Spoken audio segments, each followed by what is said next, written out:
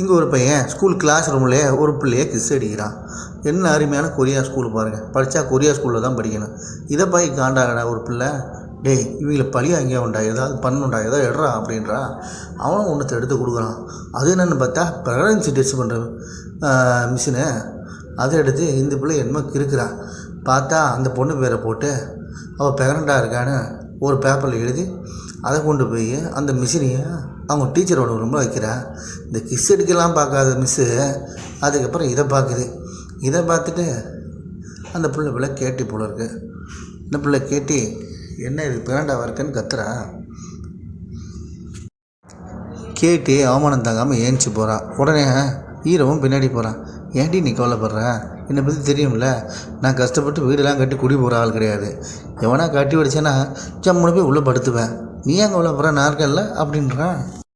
இங்கே ஒருத்தி கையில் லிப்ஸ்டிக் அறையை வச்சுக்கிட்டு அவன் பாய் ஃப்ரெண்டு போல இருக்கு. அவன் கணத்தில் அப்பி விட்டு, ஏன்டா டே பொசக்கட்ட பையில எவடா அவன் கணத்தில் முத்தத்தை வச்சது அப்படின்னு அப்படியே ஒரு ட்விஸ்ட்டு கொடுத்து அவளை சாத்தலான்னு நினைக்கிறான். ஆனால் அவன் ஒரு ட்விஸ்ட்டு கொடுத்தான் பாரு. அவன் கழுத்தில் ஆல்ரெடி எவ்வளோ உண்மையிலே முத்தம்